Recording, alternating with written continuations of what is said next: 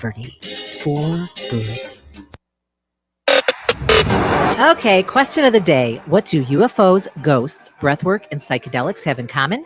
Find out at the Contact Modalities Expo, May 1st through 3rd in Wisconsin, the Midwest's premier event all about consciousness, life's mysteries, and all the stuff that blows your mind. 4 stages alive at the same time with world-class experts and tons of hands-on experiences. Hosted by Jimmy Church, you'll be doing UFO Skywatches with Chris Bledsoe, workshops with Dr. Diane Hennessy, Lidu and Dahlia from the Telepathy Tapes, a group quantum hypnosis by Sarah Bressman Cosme. You'll learn telekinesis, telepathy, dowsing rods, plus God helmet experiences, a real live seance, and live performances galore. Whether you're brand new to this world or knee-deep in the rabbit hole, this is the place to explore the unseen, the unexplained, and the undeniable at the Contact Modalities Expo, May 1st through 3rd. Curious? Learn more at contactmodalitiesexpo.com. Greg Bakun here. Like you, I love good, fresh, delicious food. So I want to tell you about this treasure in Roseville called Maverick's Real Roast Beef. Maverick's has the best roast beef sandwiches I've ever had. Made fresh every order. Add fries or onion rings dropped in the fryer when ordered, and you have a winning combination. Maverick's Real Roast Beef has a lot more than roast beef, so check out their website, mavericksbeef.com, or check out their restaurant on Lexington in Roseville. With your AM 950 weather, I'm Patrick Lilia. Tonight, rain and snow with a low of 27, then Wednesday, clearing with a high of 41. Maverick's Real Roast Beef has the best roast beef sandwiches in the Twin Cities, but don't miss out on the chicken, fish, brisket, Philly steak, and more. Maverick's is located in Roseville on Lexington Avenue, 1 mile south of Highway 36. Visit mavericksbeef.com. Portions of the following program may be pre-recorded. The views expressed and the opinions given by the individual host, guest, random reptoid, or chupacabra may not necessarily reflect those of AM 950 Radio, its affiliates, or its sponsors. Now, it's time to step into the unknown.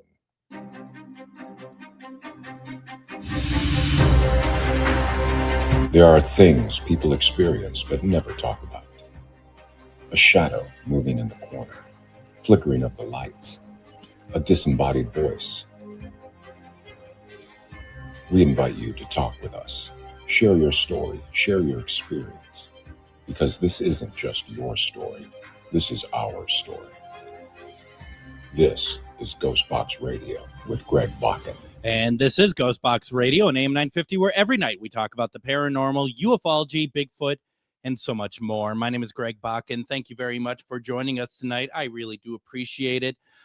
So if you're outside, I just got back in from Anoka from doing our paranormal class tonight, and the roads are so far okay. Just obviously, please be careful in the morning and when you drive to work. I don't know what you're going to see, but it's hopefully it's not going to be too terribly horrific out there with the roads and stuff. I'm going to be honest. Tonight might be kind of a bummer of a show. I'm going to talk about why I'm going to get into what I'm going to get in tonight, but tonight I want to talk about the Doomsday Clock.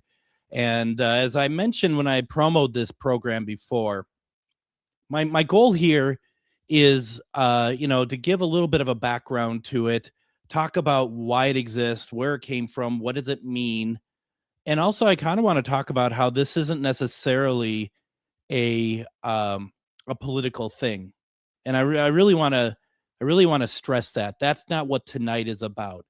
In fact, one of the things I want to kind of mention to everybody here is my job tonight is not to try to sway anybody what I think is happening in the world based on political beliefs, based on what I think is going on, whatever. That's not my job. That's not what I'm here for. I'm not going to do that. And if you think I am doing that, let me know. I'd really like to know. I have people from all walks of life, all sort of belief systems who listen to this show. And I find what you're all believe in to be important. I'm not here to virtue signal. I'm not here to try to, tell anybody how to live their lives and stuff. But why I want to talk about this tonight is very simple. I have a very keen fascination with our destruction. I'm going to be very honest about that. It's such a downer, I know. And this isn't something that has cropped up, just a couple years ago or whatever else. This is something that I have been, fascinated with since I was like 7 or 8 years old. It's been with me for a long time, and I'm a child of the '80s mainly. So that was during the time of the Cold War, and during the Cold War, there was a lot of conversation about nuclear weapons. That was really when it was. I mean, I know in the '50s, '60s, '70s as well, but to me, because I was only alive in the '80s, I guess. It was so prevalent, and there's programs like The Day After on the BBC, a program called Threads. They're all very much the same sort of thing, talking about what happens after after a bomb drops, what happens, and I've found it fascinating and frightening all at the same time. And I remember being very young. Do you all remember the Star Tribune newspaper? Used to be 2 editions every day, the Minneapolis Star and then the Minneapolis Tribune. And so one of them that came, one of the editions that came out, I remember very clearly that there was a picture on the front page of the paper. And you don't show this to a child. I don't know what's going on here, but I remember very clearly it was an artist rendering of downtown Minneapolis. This is what downtown Minneapolis looks like. And then underneath it is the same artist, and he did a rendering of this is what downtown Minneapolis would look like if it was struck by a nuclear bomb. And I remember taking that image as a young kid and poring over it and being morbidly fascinated with it. I mean, I don't know if anyone else has ever been fascinated by this. I don't want this to happen. I don't want this to happen to us or anybody or any country, but I'm morbidly fascinated by this, and I've always have been. And it goes even as far as it was a film called The Man Who Could See Tomorrow. And that was narrated by Orson Welles. It was about Nostradamus talking about the Antichrist, talking about what would have been a huge war that would have happened in the late 90s, is based on what they were grabbing from Nostradamus's quatrains. And the fact that, there is this huge, war that would wipe out most of civilization. And basically at the end, two superpowers would come together, and that they would, that they would bring in a prosperity like no one has ever seen in the history of the earth, that would last like thousands of years. I'm sorry. I know I'm a cynic. I don't believe peace is possible. Not on that scale. I don't believe that peace is possible for so many reasons. One is human intention is one of them, right? Human intention of there is humans who they have their own goals, and it doesn't reflect always like the country or anything else, but you put people in power, they have their own goals, and they have their own desires for what they want to accomplish. So I don't think peace is possible. Peace has never been possible. And, peace is a great idea. Peace would be wonderful. But peace doesn't even mean on a level of global war. It just means a matter even as simple as we don't want to work with you, or we're going to put, any sort of, hate to use the word tariffs, but that is, a possibility, to other countries, it's, or back to us or whatever. That's not peace. And so I just don't think it's possible ever, not just because of the current climate or previous climates or whatever else. Human nature is what makes peace impossible. That's my thought on it, at least. Okay. So we get that out there. But I've always had this sort of morbid fascination with all of it. And the thing is, when it comes to humans and their belief in understanding the apocalypse, here's some ideas of how humans struggle with abstract threats. For example, when danger is invisible or complicated, we tend to create symbols that make risk easier to understand. And that's where like something like the Doomsday Clock falls into that, because people want to know. People want to know, based on other people's perception, how are we in terms of a global community? Are we close, or do people think that we're in good shape or not? And the Doomsday Clock represents global catastrophe. Currently, the Doomsday Clock is at 85 seconds to midnight. It is the closest it's ever been. But last year, it was at 89 seconds. The year before, it's been at 90 seconds. And I'm not saying these are great numbers, but I'm saying that, we are getting closer, but we're not like 5 seconds to or whatever else. I'm going to break that down a little bit as the show goes on. Another symbolization of death is obviously like the Grim Reaper. Ancient cultures use prophecy and omens. We're just talking about that with Nostradamus. There isn't anything. I mean, there's a couple quatrains that I think are very telling, and if they were like understood correctly, then who's to say that he didn't see the rise of Napoleon, and especially when it comes to Hitler, as there was a name Hister throughout all of it. But sometimes the thing about stuff like with Nostradamus is a lot of times we are looking at that through basically we knew what happened. We knew in hindsight. So if we're talking about going through and it's like, oh, Hister, well, that has to be Hitler. Is it or is it not? There's no way of being able to say for certain one way or the other.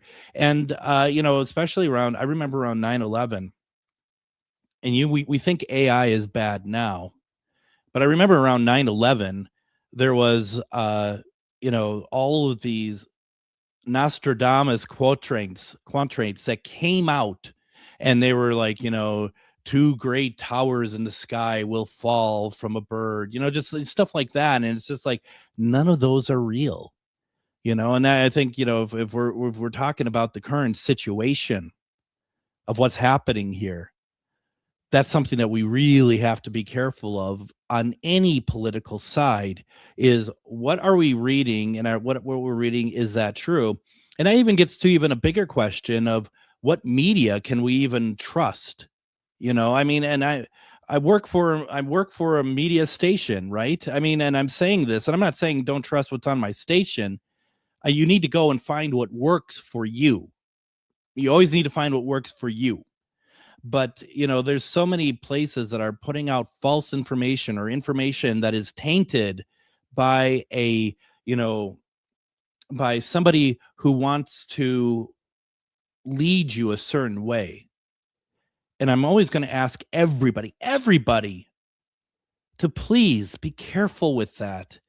One of the things I hate on like Facebook is people who are posting memes about Trump or even Biden or Obama or Clinton, and they have no source to them whatsoever. And they're posting all this stuff that is absolutely untrue. It takes you 2 seconds to look and see what is true. What this is that you're posting. Is this real or not real? And you have to, I think things are too important now to just start posting whatever you want. And I don't care who the president is. I don't care who the political people are. If you're going to post it, even if you're trying to get one up on the other person, at least have it be accurate, okay? At least do the due diligence, the 1 second of making sure that what you're posting is correct. Because otherwise, we all lose. And it's bad enough when you're posting on places like X and other places, that there are a bunch of bots out there. And I'm not saying every crappy response to what you post is a bot, but there's a lot of them. There is a lot of chaos trying to be created right now on all sides. You got to be careful, please. Just take a second and just look, because we get angry. We all get angry about certain things. Our trigger is different for each one of us. And we may not like certain people in office, or we may not like certain situations. And that is our right as Americans to not like everything that's out there right now, or to also say that you like the stuff that's out there that other people don't like. You have the right to your opinion. You do. And I don't ever want that taken away from any of us, but just make sure what you're posting is right. Because even back in 9/11, when we're getting all these posts about Nostradamus talking about the 2 towers in the sky falling, that's all wrong. It is absolutely all wrong. The thing about like the Doomsday Clock, why it works, is because the clock is something everyone can understand. The closer the hands move to midnight, the more danger we believe that we're in. In a sense, it's almost like modern science, a scientific omen. Now, we're also go in different areas when we're talking about the apocalypse, and we do see it everywhere. I mean, that's the thing also that's kind of unfortunate about all of this, is that we see we're surrounded by apocalypse all the time, even when the clock isn't 89 seconds to 0. I mean, you see it in disaster movies, zombie movies, asteroid impact films. Oh my gosh. You also, psychologists think that this fascination happens because these stories explore like survival. What are we going to do? Moral choices, rebuilding society. How would we stack up? Can we work together as a civilization if our world is destroyed? Basically, they allow people to mentally rehearse catastrophe without experiencing it. And that's the thing about it, is that you're watching a film. I don't care who you are. I know it. I know right now you're watching the film and you'd be like, what would I do in that situation? And that's one of the things that is very interesting about this. I mean, I know every time I watch this stuff, I there's a bit of darkness to me. Okay. There's just a bit of darkness. Do not judge, please. I don't know where it came from. And maybe it makes sense that I am doing a radio show about paranormal and this kind of weird stuff. I remember having a dream when I was a kid, not when I was older, when I was a kid.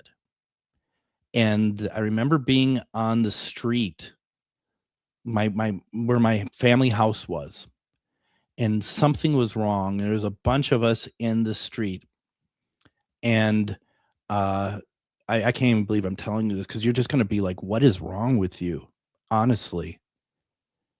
And my dad was out there, and it's just people in the street. It's just like, and it's just kind of gray out. It just kind of somber and kind of not great. And something was about to happen, that we were going to suffer.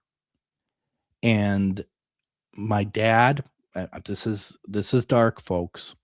In my dream, my dad has a shotgun and he's going to shoot me to take me out of any sort of pain that's about to come, because it was insurmountable that we were not going to survive. And this was all around the time of hearing, like the day after and all that stuff. I mean, that's creepy dark, isn't it? I mean, that's really, I mean, I'm a kid and I'm having these dreams. It's interesting what the psyche and what these films do to us. I mean, it's even more so than, say, that we're trying to wonder, what would I do in this situation? This is more of like, you're dreaming about like what happens if it's too much, and you're having dreams that I don't think 8-9-year-old kids should be having, but yet here we are. It's incredible. And when societies face large threats, 2 reactions often appear at the same time. One is obviously fear. Some people become hyper aware of danger. Examples of this is Cold War, nuclear anxiety, which is just exactly what I talked about. Survival bunkers, emergency preparedness. Denial is the other one. And those are examples for that would be like ignoring warnings, saying it's never going to happen, assuming catastrophe is unlikely, believing technology will solve everything, which we're going to find with the Doomsday Clock. Technology is actually a factor in where the hand moves on it. Both responses are psychological coping strategies and mechanisms. Too much fear creates paralysis. Too much denial creates complacency. And uncertainty is one of the hardest things for the human brain to deal with. When people don't know, or when a threat might happen, anxiety increases. Psychologists found during the Cold War that many people experience background stress about nuclear war, recurring disaster dreams. Wow. A sense of that the future might suddenly disappear. Today, similar feelings sometimes appear around issues like global risk or technological change. And the Doomsday Clock taps into that as well. I mean, it's just really something. Now, once again, folks, I hope I'm not bumming you out, okay? Because this is kind of heavy stuff tonight. And we, quite frankly, we've only got started here. So why don't we go ahead and do this? I want to take my first break. When we come back, let's get into the Doomsday Clock. I want to give you history about it. And I want to talk a little bit more about why this is more scientific based than political based. There's a lot to talk about here. Any thoughts you have on it, put it in the comments, please. You're listening to GhostBox Radio on AM 950. Okay, question of the day. What do UFOs, ghosts, breathwork, and psychedelics have in common? Find out at the Contact Modalities Expo, May 1st through 3rd in Wisconsin, the Midwest premier event all about consciousness, life's mysteries, and all the stuff that blows your mind. 4 stages alive at the same time with world-class experts and tons of hands-on experiences. Hosted by Jimmy Church, you'll be doing UFO Skywatches with Chris Bledsoe, workshops with Dr. Diane Hennessy, Lidu and Dahlia from the Telepathy Tapes, a group quantum hypnosis by Sarah Bressman-Cosme. You'll learn telekinesis, telepathy, dowsing rods, plus God helmet experiences, a real live seance, and live performances galore. Whether you're brand new to this world or knee-deep in the rabbit hole, this is the place to explore the unseen, the unexplained, and the undeniable at the Contact Modalities Expo, May 1st through 3rd. Curious? Learn more at contactmodalitiesexpo.com. Greg Bakun here. Like you, I love good, fresh, delicious food. So I want to tell you about this treasure in Roseville called Maverick's Real Roast Beef. Mavericks has the best roast beef sandwiches I've ever had, made fresh every order. Add fries or onion rings dropped in the fryer when ordered, and you have a winning combination. Maverick's Real Roast Beef has a lot more than roast beef, so check out their website, mavericksbeef.com, or check out their restaurant on Lexington in Roseville. Greg Bakun here. I've been talking for a while about how spooky, fun, and fascinating the Minneapolis trolley tours are, but now there's big news. The Candlelight Ghost Tours now begin at the historic Pillsbury Club, a beautifully restored haunted mansion once owned by Charles Pillsbury himself. Believe it or not, the interior is nearly 200 years older than the exterior. How is that possible? You'll have to come out and find out. Before or after your tour, stop by the on-site market featuring a curated collection of handmade goods, artisan crafts, and locally inspired treasures. Perfect for picking up a keepsake to remember your haunting adventure. You'll also find exclusive spooky merchandise from Tales of the Crypt and Elvira. Then, climb aboard the climate-controlled trolley as we travel through Minneapolis' haunted hotspots, uncovering ghost stories that locals would rather keep buried. The mansion is restored to perfection, and there is no better way to spend an evening. Visit MinneapolisTrolleyTours.com for tickets and more information. Greg Bakun here. It's nice to get out of the Twin Cities and take some travel excursion to some great locations. Minnesota has so much to offer, which is why I love traveling down to Wabasha and staying at the historic Anderson House Hotel. Opened in 1856, this beautiful hotel offers comfortable accommodations, has a delicious restaurant, and even a speakeasy in the basement to unwind with a drink. Located next to the Mississippi River and on Main Street, there is a lot of sightseeing and shopping to do too. To get more information, go to theandersonhousehotel.com.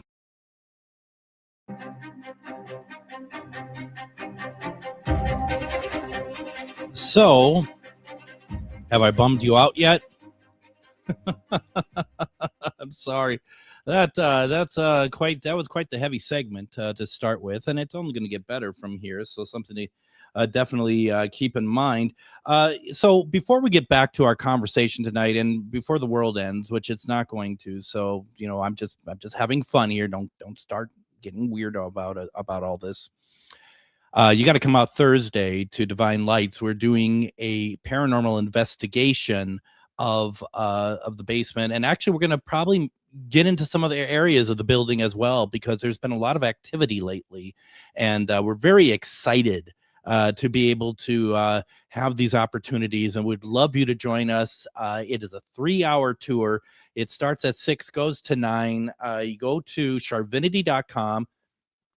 Over on the left-hand side of the page, there is classes and events.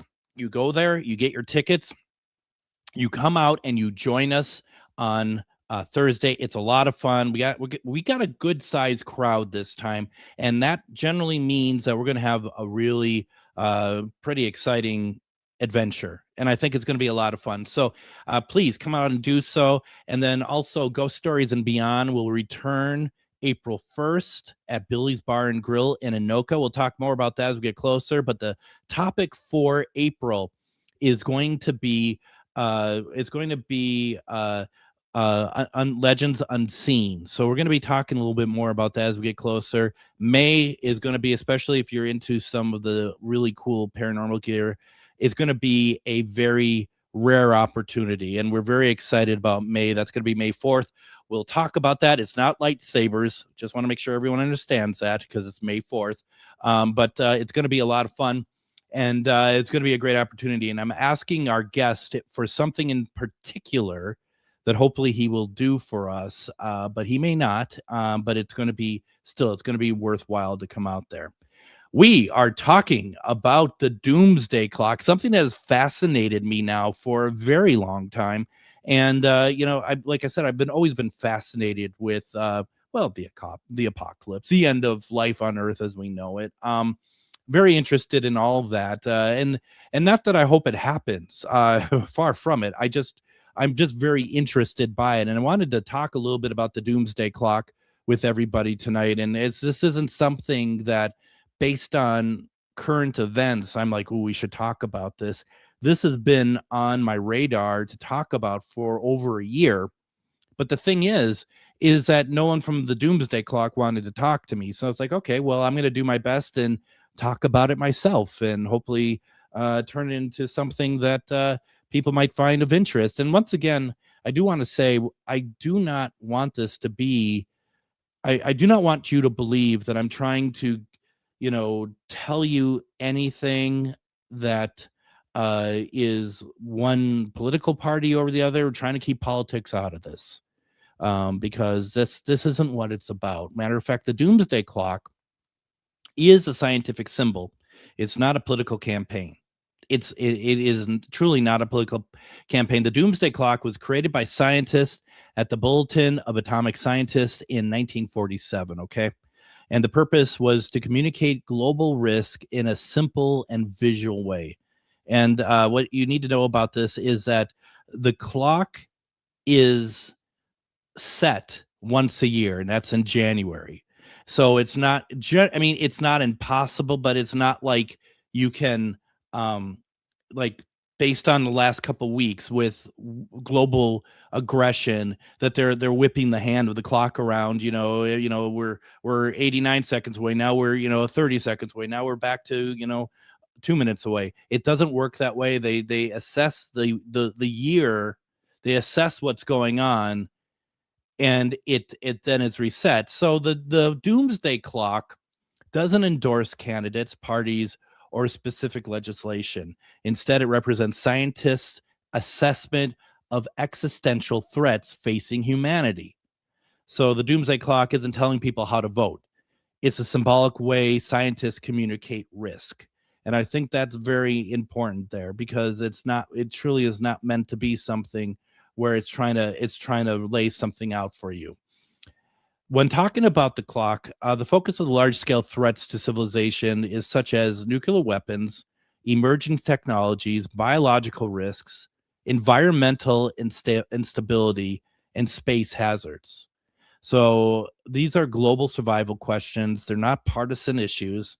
So we're discussing what could threaten humanity as a whole, not who is responsible. So I can't help but think a big part of why the clock keeps moving over has to do with basically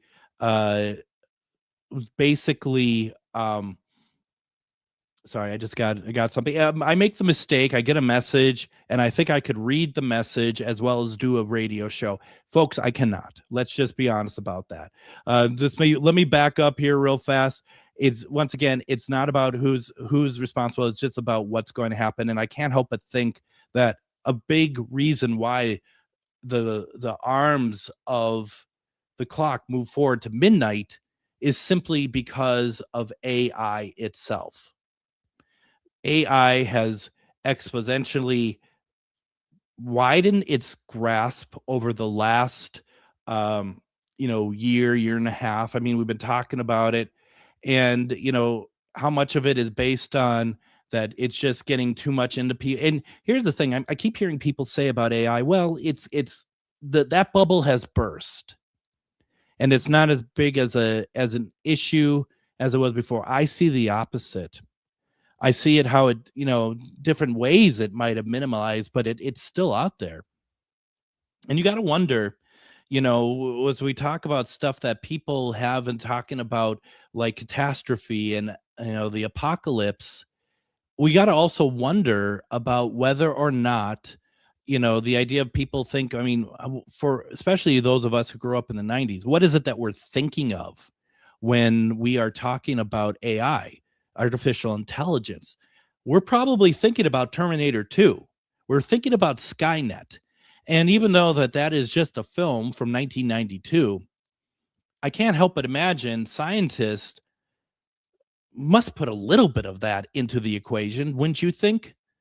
So when we're talking about the Doomsday Clock and the focus is on large-scale threats to civilization, we're talking about stuff like all that we mentioned before, but you got to wonder, and I do not know this, because we talked about the nuclear weapons, we're talking about emerging technologies, biological risk, environmental instability, space hazards. What I don't know is what is it that, like, what's the percentage that scientists are putting to, say, each of these type of threats that help them make the decision?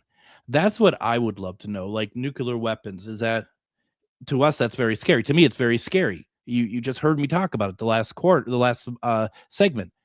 But what if to them that makes up like 25% of the overall, what is, what they're going out of to move the clock of the hands of the clock? I really don't know. I find it very interesting. Now, here's why this topic isn't inherently political, but it's more historical. So let's take a look at like what had kind of been, if you will, clocked with the Doomsday Clock over time. We're talking about the Cold War, talking about the Cuban Missile Crisis, nuclear arm races, past global tensions. These events are studied as historical lessons, not modern politic arguments. What we're also exploring here is why humans create symbols of catastrophe, why people are fascinated by the end of the world scenarios, and how societies cope with existential fear like that. And that's why the Doomsday Clock it's almost like a modern cultural artifact. It's kind of in line with the ancient prophecies, apocalypse, myth, disaster stories, and film. I mean, this is kind of like, it's surprising, unless I missed it, that there isn't like a Doomsday Clock sort of film, because you can imagine, and like, this is a clock that is like works on its own, doesn't have people running it, where it's seeing what's going on around the world and it's moving around on its own. And that's where we get, the tension for the film. That's not how it works, folks. Once again, I have to say that's not how it works. But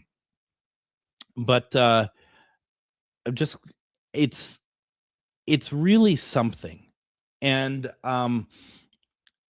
I find it fascinating. Anyone else find the Doomsday Clock fascinating like that? I mean, and first of all, the question is also how many people actually heed like that they're worried about it. I don't know if there is anybody openly worried about it, you know? Because those of people like myself who is kind of stuck on like apocalypse and have a morbid fascination, I check it when it gets updated, but doesn't mean that anyone else really does. So we talked about the movement of the clock. We talked about that being in January and that it just happened. And the question here is like, well, it made a big news splash, but do people even care? Like I said, the Doomsday Clock was introduced in 1947 by the Bulletin of Atomic Scientists. The bulletin itself was founded by scientists who worked on the Manhattan Project, the project that created the first atomic bombs during World War II. After witnessing the devastation of Hiroshima and Nagasaki, many of these scientists felt a deep responsibility to warn the world about the dangers of nuclear weapons. Instead of pushing complicated scientific reports, they created a simple visual metaphor, a clock counting down towards midnight. Midnight symbolizes a global catastrophe, originally nuclear war. The clock design was originally by Bartle Langsdorff, whose husband was one of the Manhattan Project scientists. And the original setting of the clock when it was first created, we're at 85 seconds to midnight now. In the beginning, when it was first unveiled in 47, it was 7 minutes to midnight. Just, as we talked about the Manhattan Project, I think you should know the project, as we said, wasn't run by politicians. It was led by scientists concerned about humanity's future. And some notable figures connected to the bulletin and clock include J. Robert Oppenheimer, who was a scientific director of the Manhattan Project. You might know this one. I mean, you should know the last one, but you might know this one. Albert Einstein, supporter of the bulletin's mission. Eugene Rabinowitz, co-founder of the bulletin. Plus many other nuclear scientists or physicists, who helped build the atomic bomb. And humanity had developed a technology to destroy itself, and that was something that these scientists and physicists wanted to warn, obviously, but they also just wanted to make sure people understood. Before we head off the break here, it's worth kind of talking about how the clock has moved over the years. It hasn't always moved forward. Sometimes it moves backwards when global tensions ease. 1947, like I said, it was 7 minutes to midnight. 1953, it moved to 2 minutes to midnight. 1963, it was 12 minutes to midnight. I don't have a number, though, because when the missile crisis, the Cuban Missile Crisis was going on, I have to think that would have changed things. But going back to what we said earlier, the clock generally is only moved once a year, so it would have been well into the year when that happened. 1991 was 17 minutes to midnight. It's the farthest from midnight ever after the Cold War ended. And then once again, last year, or this year, it's 85. Last year was 89. And the year before was 90. So it's very interesting. I find that there's a lot to it, and I want to talk and explore a little bit more about all that. But what I need to do is I need to take a break here. When we come back, let's talk more about the Doomsday Clock. But I also want to talk about, possibly if we have enough time to do so, what are the government protocols if a nuclear weapon is launched? What happens? Let's talk about all this fun stuff and sunshine, too. You're listening to GhostBox Radio on AM 950. Okay, question of the day. What do UFOs, ghosts, breathwork, and psychedelics have in common? Find out at the Contact Modalities Expo, May 1st through 3rd in Wisconsin, the Midwest premier event all about consciousness, life's mysteries, and all the stuff that blows your mind. 4 stages alive at the same time with world-class experts and tons of hands-on experiences. Hosted by Jimmy Church, you'll be doing UFO Skywatches with Chris Bledsoe, workshops with Dr. Diane Hennessy, Lidu and Dahlia from the Telepathy Tapes, a group quantum hypnosis by Sarah Bressman Cosme. You'll learn telekinesis, telepathy, dowsing rods, plus God helmet experiences, a real live seance, and live performances galore. Whether you're brand new to this world or knee-deep in the rabbit hole, this is the place to explore the unseen, the unexplained, and the undeniable at the Contact Modalities Expo, May 1st through 3rd. Curious? Learn more at contactmodalitiesexpo.com. Greg Bakun here. Like you, I love good, fresh, delicious food. So I want to tell you about this treasure in Roseville called Maverick's Real Roast Beef. Maverick's has the best roast beef sandwiches I've ever had, made fresh every order. Add fries or onion rings dropped in the fryer when ordered, and you have a winning combination. Maverick's Real Roast Beef has a lot more than roast beef, so check out their website, mavericksbeef.com, or check out their restaurant on Lexington in Roseville. Greg Bakun here. I've been talking for a while about how spooky, fun, and fascinating the Minneapolis trolley tours are, but now there's big news. The Candlelight Ghost Tours now begin at the historic Pillsbury Club, a beautifully restored haunted mansion once owned by Charles Pillsbury himself. Believe it or not, the interior is nearly 200 years older than the exterior. How is that possible? You'll have to come out and find out. Before or after your tour, stop by the on-site market featuring a curated collection of handmade goods, artisan crafts, and locally inspired treasures. Perfect for picking up a keepsake to remember your haunting adventure. You'll also find exclusive spooky merchandise from Tales of the Crypt and Elvira. Then, climb aboard the climate-controlled trolley as we travel through Minneapolis' haunted hotspots, uncovering ghost stories that locals would rather keep buried. The mansion is restored to perfection, and there is no better way to spend an evening. Visit MinneapolisTrolleyTours.com for tickets and more information.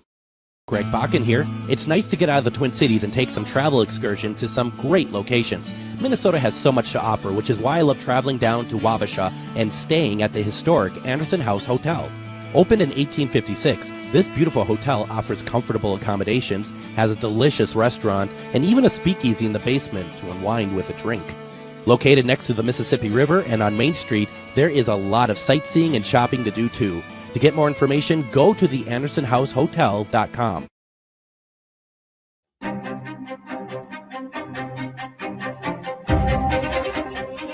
And join me tomorrow on GhostBox Radio with Greg Bakun. We are going to have on author Suzanne Worthy. We're going to be talking about her newest book, which actually came out, I think, in late January, early February. That was Secrets of Starseed. She's been on before. She is fantastic. We're talking about aliens. We're going to be talking about all sorts of different concepts. And that's something we haven't talked about yet. Are the aliens going to come and save us if we get ourselves into a load of apocalypse mayhem? Something we should talk about sometime. Just so you all know, in case I'm bumming you all out tonight, I just want to let you know my cat Puff, she took off. She kind of looked back at me like, you're just bumming me out. And she left. I don't even know where she went to. She's normally at my feet, and even tonight was too much for her. And I don't blame her. We are talking about light sort of stuff tonight. We're talking about the Doomsday Clock. Should we take notice? What does it all mean? There's still a couple things I want to talk about when we are talking about the Doomsday Clock, because, there's a lot of factors that are going into what that puts into it. And I think whether or not you want to heed anything from what they're saying, I think it's worth talking about because it's interesting. And hopefully, if we get even closer to midnight, hopefully it's just that they're wrong, right? But what does midnight actually mean? And we talked about this a little bit. Midnight does not mean a specific event, okay? It symbolizes a global civilization ending in catastrophe. So originally, I think that would have meant like nuclear war. But today it represents multiple of existential threats combined. We could think of it as the moment humanity crosses a point of no return. That sounds fun, doesn't it? That sounds great. The clock is meant to spark awareness and not predict a literal countdown. And I think that's really important that we keep that in mind. And I think it's really important for me to keep in mind, to be perfectly honest, because it doesn't mean that, we're 10 seconds away and it means that it's inevitable, but it means that we really need to kind of maybe start paying attention and seeing what can happen. Now, the time is set. The clock is adjusted every year by the Science and Security Board of the Bulletin of the Atomic Scientists. So they're not just like looking at newspapers and like, oh, I think that we're getting closer, let's move it to 85 seconds. They consult nuclear experts, climate scientists, security specialists, emerging technology researchers. And what they're going to analyze when they reach out to all these people is, nuclear weapon stockpiles, geopolitical tensions, technological risks, environmental stability, global cooperation. And it's basically a scientific risk assessment presented as a symbolic clock. So, and just as we should note, and it doesn't mean that the clock was saying this, because once again, this is only updated once a year. But in our immediate past, there's been several moments in history where humanity came dangerously close to catastrophe. One of them we talked about a little bit earlier, the Cuban Missile Crisis in 1962. The United States and Soviet Union nearly entered nuclear war over missiles placed in Cuba. For 13 days, the world was on edge. Historians now know there were several moments where one decision could have triggered nuclear war. Thankfully, cooler heads prevailed. Cold War arms race. By the 1980s, there were over 60,000 nuclear weapons worldwide, enough to destroy civilization many times over. There's also been false alarms. There are multiple incidents where early warning systems mistakenly detected incoming nuclear attacks. In at least one case, a Soviet officer refused to report the alert, preventing a possible retaliatory strike. Now, modern threats beyond nuclear war, there's a lot here to kind of think about. And the Doomsday Clock considers a wide range of global risks. So obviously nuclear weapons, still the most immediate existential threat. There are roughly 12,000 nuclear warheads worldwide today. And we just got done saying at the height of the Cold War, there were 60. Once again, we shouldn't be applauding this per se. I mean, it's progress, but it's still a lot. I mean, once again, we would all be obliterated. So there is that. Let's see. Artificial intelligence is a big one. Rapid advances in AI raises questions about autonomous weapons, loss of human control, destabilization of warfare. Climate tipping points. Scientists worry about irreversible changes like melting ice sheets, rising oceans, ecosystem collapse. There are biological threats such as engineered pathogens, pandemics, bioterrorism, and COVID, whether you want to believe it's man-made or not, and I actually believe it is, reminded the world how vulnerable we are. I mean, that was very, very obvious. There's also space hazards such as asteroid impacts. Matter of fact, today, wasn't there an asteroid that was pretty huge that crossed pretty, relatively speaking, close to the Earth? Solar storms capable of destroying power grids. That's not impossible either. These are low probability but high consequence events, and very important to kind of talk about. Now, because this has been such a cheerful program, I wanted to take it even a step further. Let's talk about those nuclear weapons. Now, I want to talk about what are the government protocols if they were to detect a nuclear missile coming towards the U.S. I think it's very important. Early detection, for example, missile launches are monitored constantly by systems run through the North American Aerospace Defense Command, which is known as NORAD, and the United States Space Force. They use two main detection systems, space-based infrared satellites. These satellites detect the heat plume from a missile launch. Within seconds, they can see ballistic missile launches, rocket launches, large explosions. Ground radar systems is the other detection system, and that's powerful long-range radars that track the missile's path to determine trajectory, likely target, number of missiles. The confirmation process happens very quickly, often within a couple of minutes. I've actually heard now it's actually less than minutes. Warning the military command system would be next. Once a launch is confirmed, the information goes to the National Military Command Center at the Pentagon.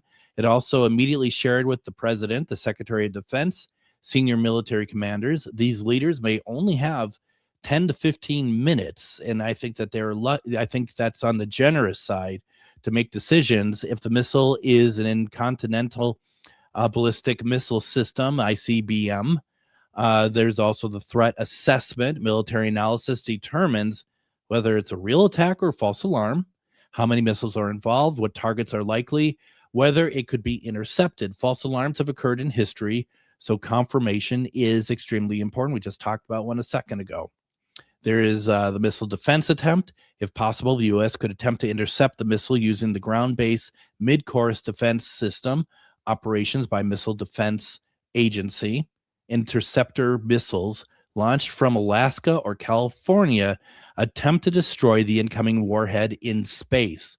However, missile defense is designed mainly for limited attacks, not large-scale nuclear war, just so you know.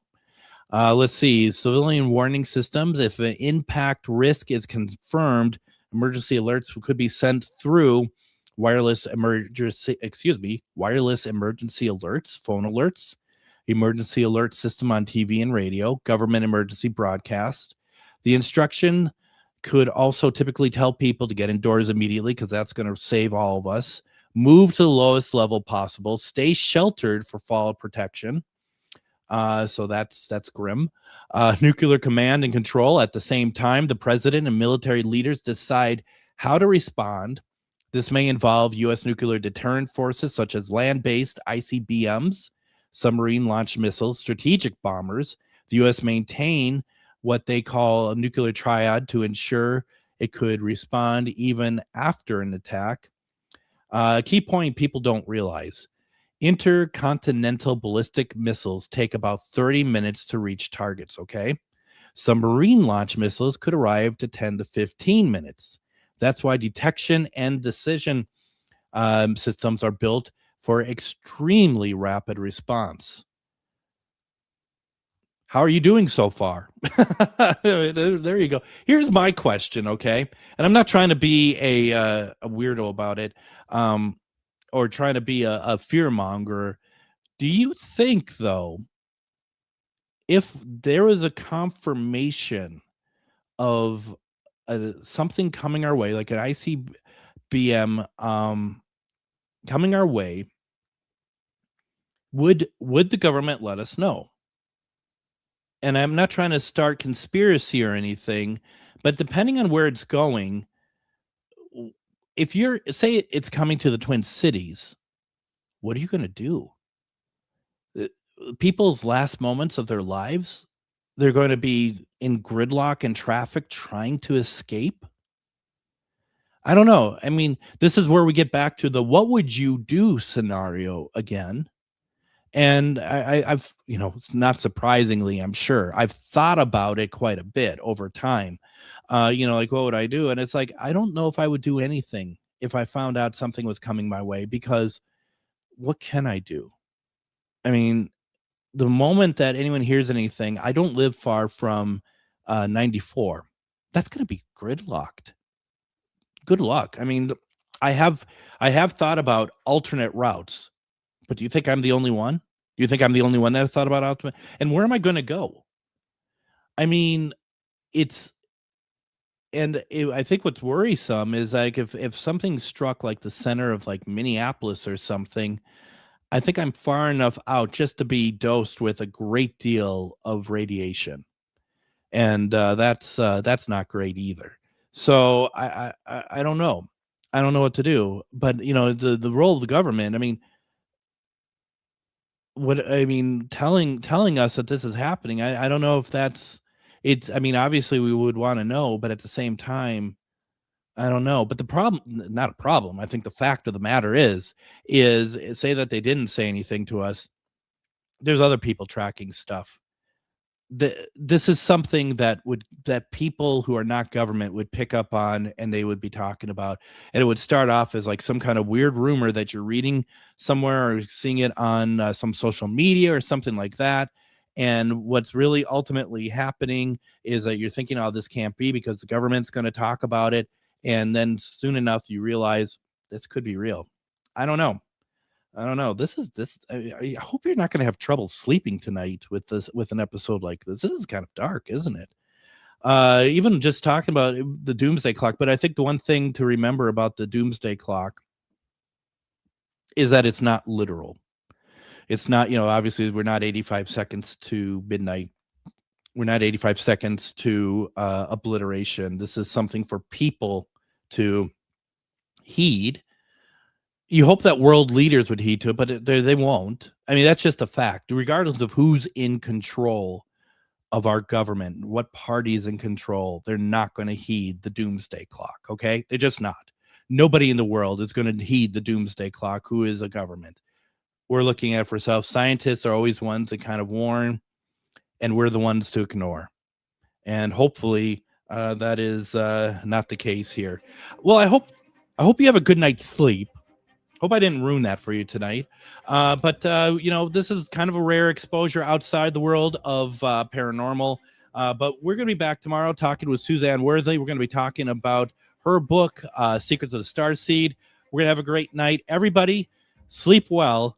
We'll see you tomorrow.